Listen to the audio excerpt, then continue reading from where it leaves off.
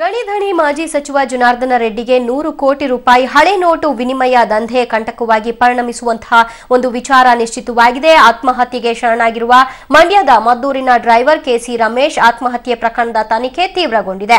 ಆತ್ಮಹತ್ಯೆ ಸಂಬಂಧ ಸಿಸಿಟಿವಿ ದೃಶ್ಯಾವಳಿಯನ್ನ ನೀಡುವಂತೆ ಮದ್ದೂರು ಪೊಲೀಸರು ಲಾಡ್ಜ್ ಮಾಲೀಕರಿಗೆ ಸೂಚನೆಯನ್ನ ಕೊಟ್ಟಿದ್ದಾರೆ. ಮಂಗಳವಾರ ಮದ್ದೂರಿನ ಲಾಡ್ಜ್ ಒಂದರಲ್ಲಿ ರಮೇಶ್ ಆತ್ಮಹತ್ಯೆ ಮಾಡಿಕೊಂಡಿದ್ರು.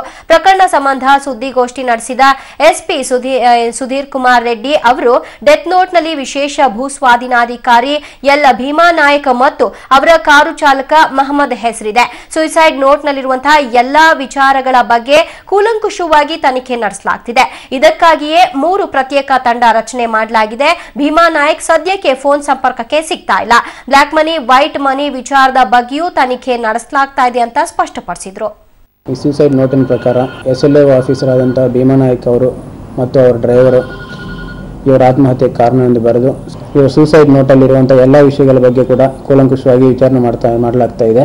ಅದರಲ್ಲಿ ಬ್ಲಾಕ್ ಅಂಡ್ ವೈಟ್ ಟ್ರಾನ್ಸಾಕ್ಷನ್ ಬಗ್ಗೆ ಅವರೇನು ಬರೆದಿದ್ದಾರೆ ಇದರ ಬಗ್ಗೆ ಕೂಡ ತನಿಖೆ ಮಾಡ್ತಾ ಇದ್ದೀವಿ. ಭೀಮಾ ನಾಯಕ್ KS ಆಫೀಸರ್ ಮತ್ತು ಅವರ ಡ್ರೈವರ್ ಆದಂಥ ಮಹಮ್ಮದ್ ಇವರಿಬ್ಬರ ವಿರುದ್ಧ ಕೂಡ ಮದ್ದೂರು ಪೊಲೀಸ್ ಸ್ಟೇಷನಲ್ಲಿ FIR ಮಾಡಲಾಗಿದೆ. ಭೀಮಾ ನಾಯಕ್ ಇವರದು ಫೋನ್ ಸದ್ಯಕ್ಕೆ ಸಂಪರ್ಕಕ್ಕೆ ಸಿಗ್ತಾ ಇಲ್ಲ.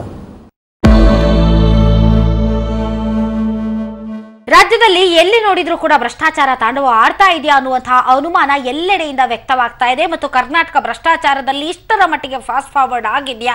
ಎಲ್ಲಿ ನೋಡಿದ್ರಲ್ಲಿ ಕಪ್ಪು ಕುಳಕಳು ಸಿಕ್ಕಿ ಬೀಳ್ತಾ ಇವೆ. ಇತ್ತೀಚೆಗಷ್ಟೇ IT ದಾಳಿಯಲ್ಲಿ ಚಿಕ್ಕರಾಯಪ್ಪ ಜಯಚಂದ್ರ ರೆಡ್ ಹ್ಯಾಂಡ್ ಆಗಿ ಸಿಕ್ಕಿ ಬಿದ್ದಿದ್ರು. 150 ಕೋಟಿ ರೂಪಾಯಿ ಬೇನಾಮಿ ಆಸ್ತಿ ಬಹಿರಂಗ ಆಗಿತ್ತು.